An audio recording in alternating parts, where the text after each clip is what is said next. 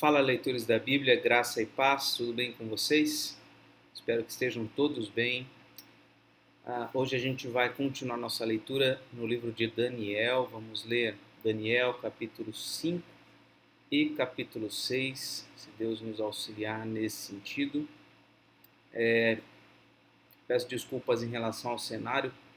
Desde que eu mudei para essa casa, as coisas ainda não estão muito bem ajustadas. Eu tento me desviar da bagunça, mas hoje eu não tive essa disposição toda, então vai ficar assim mesmo. A minha mesa estava naquela parede aqui, como é que eu aponto aqui? Ó? Aqui, onde está essa cadeira aqui. E ali tinha como fundo, então, essas janelas. Também não era uma visão muito adequada, né? Enfim, o que importa não é isso. A gente está aqui para ler a palavra juntos e procurar extrair ensinos para a nossa vida. Bom, vamos à leitura do capítulo 5 de Daniel, que trata a respeito do banquete do rei Belsazar. Se era o rei Nabucodonosor, porque agora é o rei Belsazar, porque o rei mudou, né? Era o rei Nabucodonosor, agora rei Belsazar. Não estou lembrado da história se era filho de Nabucodonosor, não sei se tem aqui. Tá aqui, pronto, já resolvi. Enquanto Belsazar bebia, mandou trazer tal de Nabucodonosor, seu pai. Então pronto, já resolvemos. Nabucodonosor, nesse contexto aqui, já tinha morrido, né? E Belsazar havia assumido o trono. Deixa eu tirar uma dúvida aqui sobre Daniel capítulo 6. Ó, é isso mesmo, aqui já é outro rei, ó, Dario, o rei Dario. Então, Daniel, ele presenciou a queda de Jerusalém, ele foi deportado para a Babilônia, quando era o rei Nabucodonosor. Depois do rei Nabucodonosor veio o seu filho Belsazar, depois Dario. Agora eu estou com uma dúvida se Dario não seria o rei desse novo império que prevalece contra a Babilônia. Pois a gente pode tentar tirar essa dúvida aqui. Eu não estou me recordando muito bem, mas me parece que Dario não é da linhagem de Nabucodonosor. Na realidade, ele assume, né, o governo do Império Babilônico, porque o Império Babilônico ele é sobrepujado pelo Império Persa. E é sob o Império Persa que então o povo de Israel tem aprovação para retornar quando assume o rei Ciro. Bom, vamos adiante. Estamos apenas aqui no capítulo 5. O rei Belsazar deu um grande banquete a 1000 homens importantes do seu reino e bebeu vinho na presença deles. Enquanto Belsazar bebia e apreciava o vinho, mandou trazer os utensílios de ouro e de prata que Nabucodonosor, o seu pai, havia tirado do templo de Jerusalém para que ele, os homens importantes do reino e as mulheres concubinas do rei os usassem para beber vinho. Então ele faz uma grande festa, chama um monte de gente, entre aspas, importante, e ele quer fazer firula, né? Então ele manda trazer os utensílios de ouro que haviam sido do povo de Jerusalém, de Israel, lá do templo, para que eles pudessem usar nessa festança promíscua. Então trouxeram os utensílios de ouro que haviam sido tirados do templo da casa de Deus em Jerusalém e beberam neles o rei, os homens importantes do reino e as mulheres e concubinas do rei.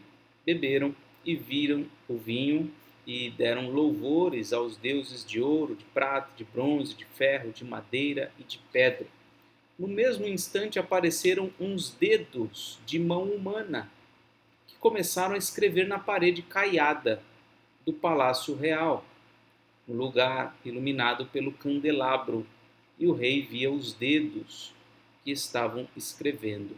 Nesse contexto, não havia luz elétrica, sendo a noite, certamente ali uma iluminação muito fraca, né? Uma penumbra, pode-se dizer assim, e ali um espaço muito adequado para toda sorte de promiscuidade, né? Nem sabemos o que poderia estar acontecendo ali, né? Então, nessa parede branca, caiada, num lugar ali que tinha uma certa iluminação, provavelmente o restante estava bem escuro, o rei via os dedos que estavam escrevendo. Então o semblante do rei empalideceu, ficou branco, e os seus pensamentos o deixaram perturbado. Suas pernas bambearam, seus joelhos batiam um no outro. O rei ordenou em alta voz que fossem chamados os encantadores, os caldeus e os feiticeiros. O rei disse aos sábios da Babilônia: aquele que ler o que está escrito na parede e me declarar a sua interpretação será vestido de púrpura, receberá uma corrente de ouro para pôr no pescoço e será o terceiro homem mais importante do meu reino. Então ele promete uma série de presentes para quem conseguisse interpretar aquele texto. Então entraram todos os sábios do rei, mas não puderam ler o que estava escrito na parede, nem revelar ao rei a sua interpretação. Isso é recorrente no livro de Daniel, né? A incapacidade dos sábios de fazer as interpretações dos sonhos.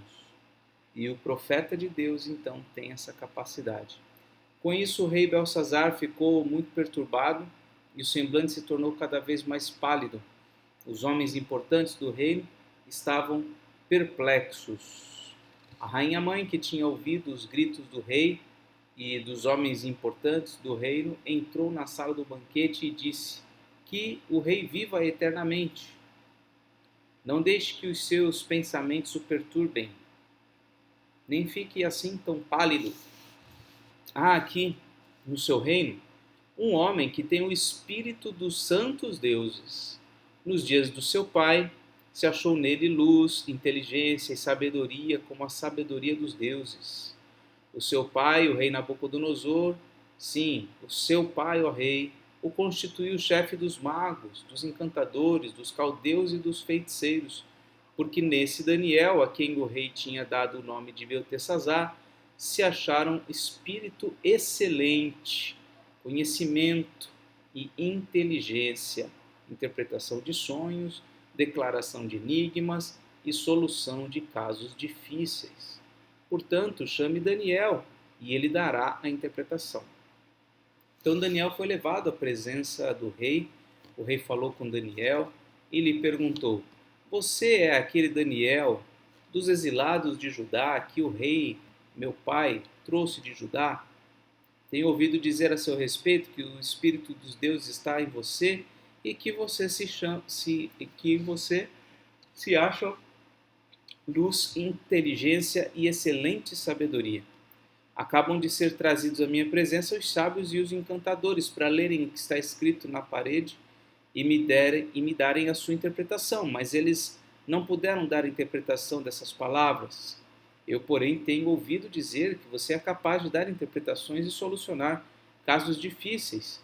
Portanto, se você puder ler o que está escrito e me revelar a sua interpretação, você será vestido de púrpura, receberá uma corrente de ouro para pôr no pescoço e será o terceiro homem mais importante do meu reino. Então Daniel respondeu e disse na presença do rei: o Senhor pode ficar com os seus presentes e dar as suas recompensas a outra pessoa. No entanto, vou ler para o rei o que está escrito na parede e lhe darei a interpretação.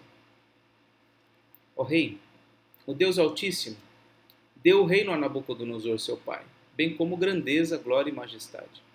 Por causa da grandeza que lhe deu, pessoas de todos os povos, nações e línguas tremiam e temiam diante dele. Matava quem queria deixava com vida, exaltava uns e humilhava outros. Mas quando o coração dele se elevou, e o seu espírito se tornou orgulhoso e arrogante, foi derrubado do seu trono real e perdeu toda a sua glória. Foi expulso do meio dos filhos dos homens. Seu coração foi feito semelhante ao dos animais e passou a morar com os jumentos selvagens. Comia capim, como os bois, e o seu corpo foi molhado pelo orvalho do céu, até que reconheceu que Deus, o Altíssimo, tem domínio sobre os reinos do mundo e os dá a quem quer, a quem ele quer. E o Senhor, rei Belsazar, que é filho de Nabucodonosor, não humilhou o seu coração, mesmo sabendo de tudo isso. Pelo contrário, se levantou contra o Senhor do céu, mandando trazer os utensílios do templo dele para que o Senhor, ó rei, as suas mulheres e concubinas, juntamente com os homens importantes do reino, bebessem vinho neles.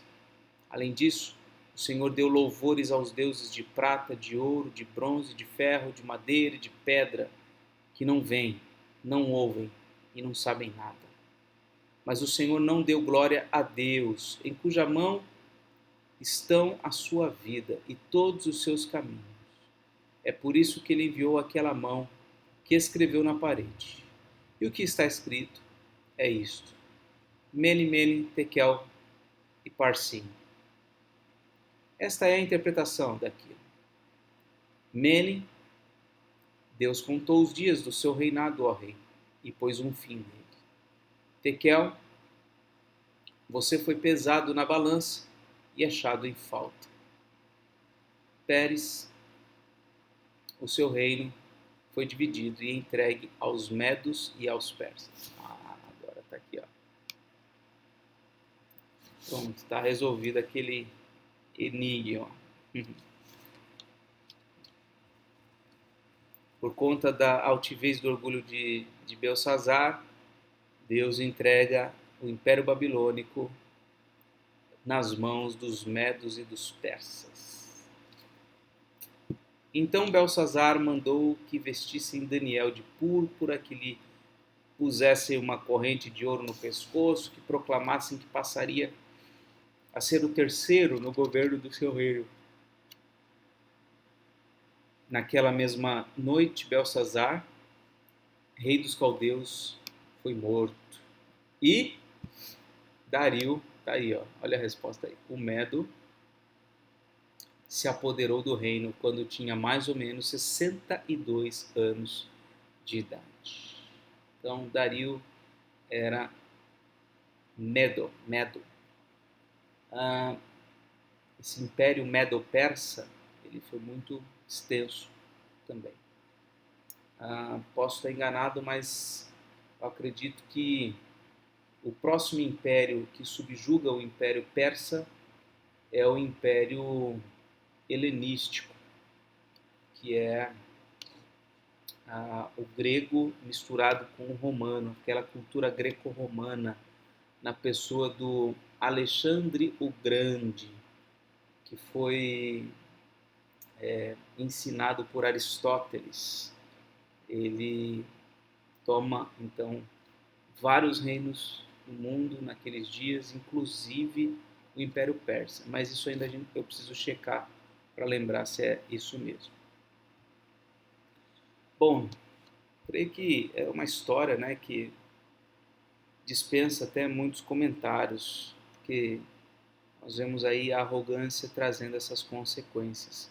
E vemos Daniel sendo novamente alçado a uma posição de grande relevância por conta do Espírito de Deus atuar na sua vida. Agora o capítulo 6. Bastante conhecida essa história. Dario decidiu constituir 120 sátrapas para que administrassem todo o seu reino. Sobre eles colocou 3 presidentes. O mosquito aqui, não consegui pegar. A gente vê qualquer mosquito já fica com medo, né? De dengue, de chikungunya, de tudo isso, né? Bom, desculpa, vamos novamente aqui. Dario decidiu constituir 120 sátrapas para que administrassem todo o seu reino. Sobre eles colocou 3 presidentes, dos quais Daniel era um, aos quais esses sátrapas deveriam prestar contas, para que o rei não tivesse nenhum prejuízo. Então o mesmo Daniel se destacou entre os demais presidentes e sátrapas, porque nele havia um espírito excelente. Essa é a segunda ou terceira, quarta vez, não sei, mas acho que é a segunda vez que aparece essa expressão. O espírito excelente. Daniel tinha um espírito excelente. Que bênção de Deus seria termos nós um espírito excelente. O rei até pensava em colocá-lo sobre todo o reino. Então os presidentes e os sátrapas começaram a procurar um pretexto relacionado com a administração do reino para poderem acusar Daniel. Mas não conseguiram encontrar esse pretexto, nem culpa alguma, porque ele era fiel e não se achava nele nenhum erro, nem culpa. Então esses homens disseram: nunca acharemos um pretexto para acusar esse Daniel, a menos que procuremos algo relacionado à lei do Deus que ele adora. Ou seja, o compromisso de Daniel com o Deus Criador, o Deus do céu, era evidente a todos, todos sabiam. Ele não era um agente secreto, ele era alguém importante e não escondia a sua fé, não escondia o fato dele ter compromisso em primeiro lugar com o Deus Criador. Então esses presidentes e sátrapas foram juntos falar com o rei e disseram que o rei Dario viva eternamente. Todos os presidentes do reino, os prefeitos, sátrapas, conselheiros e governadores concordaram em que o rei baixe um decreto e sancione um interdito, ordenando que todo aquele que nos próximos 30 dias fizer um pedido a qualquer deus ou a qualquer homem e não ao Senhor, ó rei, seja jogado na cova dos leões. Portanto, ó rei, sancione o interdito e assine o documento, para que não seja mudado, segundo a lei dos medos e dos persas, que não pode ser revogado. Então, Dario ele foi instigado por esses homens de sua confiança a baixar um decreto em que todas as pessoas no reino deveriam pedir apenas a ele, deveriam dirigir seus pedidos apenas a ele. Qualquer um que fizesse pedido a qualquer homem ou a qualquer outro deus seria lançado na cova dos leões. E existia essa regra, que qualquer lei dos medos e dos persas não poderia ser revogada. Então essa era uma regra básica naquele reino. Não haveria revogação de nenhuma lei. O que um rei decretasse, ele próprio não poderia voltar atrás. E assim o rei Dario assinou o documento e o interdito. Quando Daniel soube que o documento tinha sido assinado, voltou para casa. Em seu quarto, no andar de cima, as janelas abriam para o lado de Jerusalém.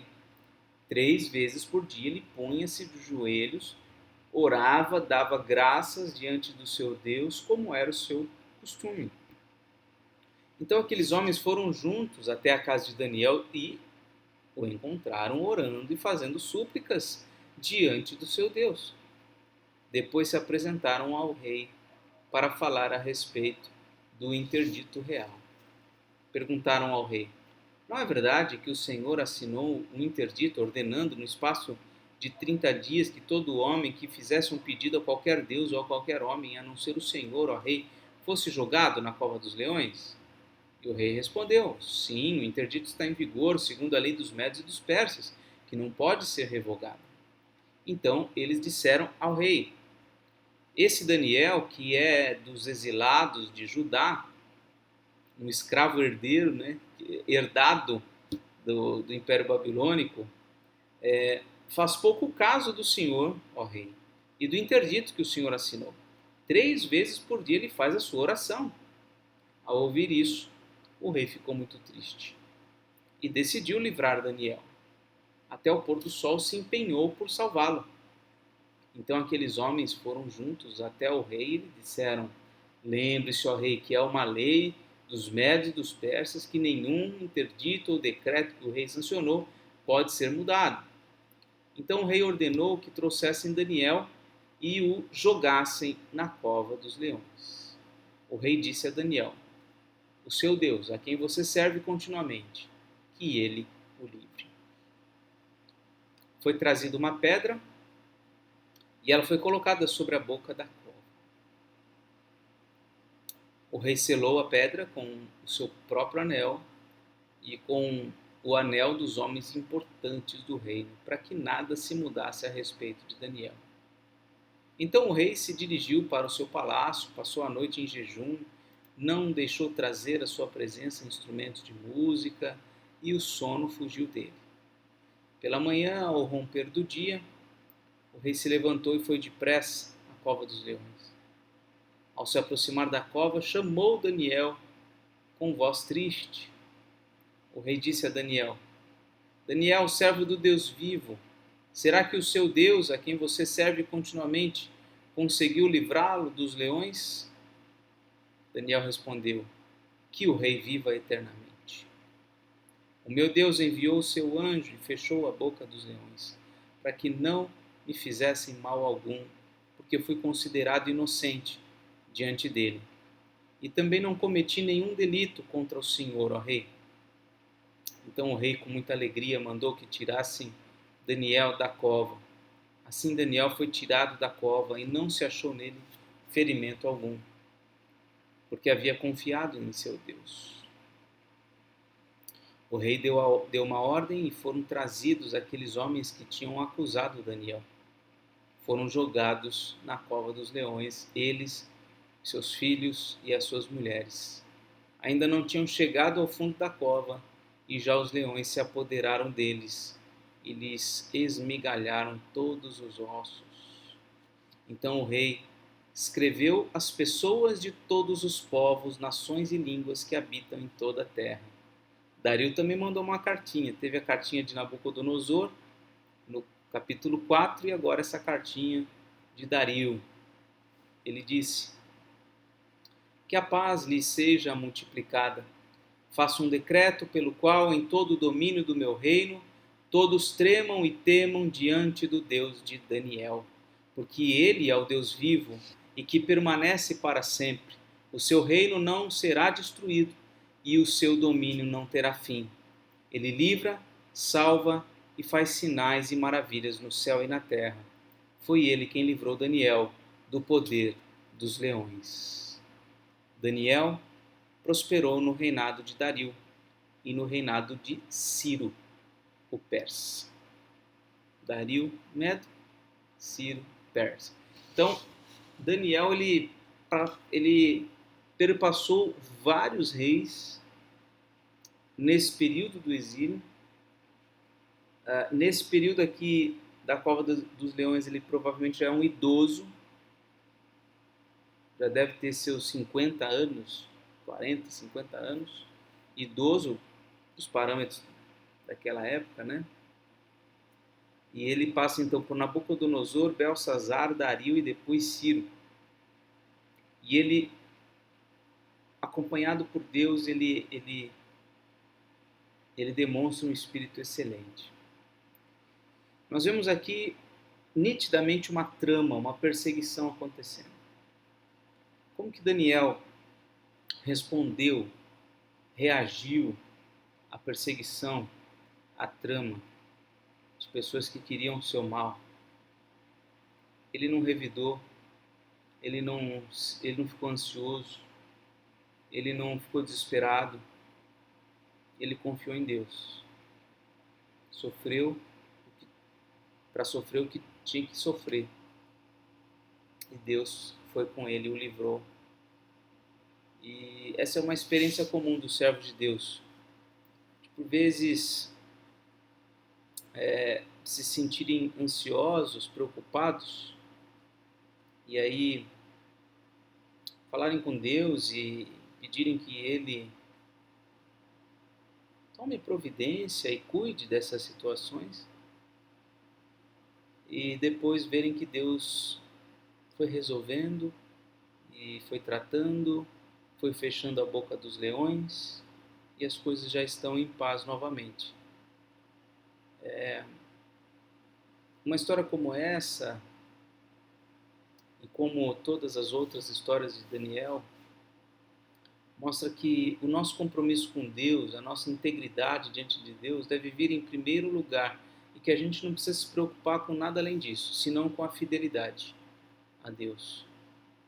Sejamos fiéis a Deus em primeiro lugar e Ele vai nos proteger, nos cuidar, fazer o que quiser da nossa vida.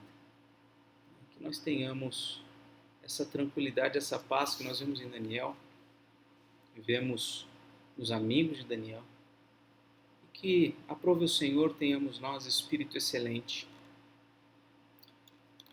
Um espírito excelente que é um espírito de sabedoria, de inteligência, de capacidades diversas para a solução de problemas, não para trazer problemas, não para apontar problemas, mas para solucionar problemas. Deus nos ajude nisso. Vamos orar? Senhor Deus e Pai, graças te damos pela leitura que fizemos, porque o Senhor, ó Deus, usou Daniel durante o Império Babilônico e depois o Império Medo-Persa. Te louvamos pela vida dele, por ele ter se mantido íntegro na tua presença diante dos homens, mesmo numa ocasião tão adversa como aquela de estar longe da sua terra. O Senhor nos ajude, Pai, e nos abençoe, dando a nós um espírito excelente. Possamos te servir onde estamos, possamos, ó Deus, representar bem o teu reino neste mundo, possamos trazer soluções em qualquer ambiente que estejamos, seja na igreja, na família, no trabalho, que nós sejamos agentes de soluções para que as pessoas vejam que um Deus vivo e santo está presente na nossa vida. Senhor, abençoa cada um de nós que temos aqui buscado conhecer um pouco mais a cada dia a Tua Palavra. Abençoa também nossas famílias, Senhor. Oramos em nome de Jesus. Amém. Muito bem, essa foi a leitura de hoje. Um forte abraço. Que Deus te abençoe e até mais, se Deus quiser.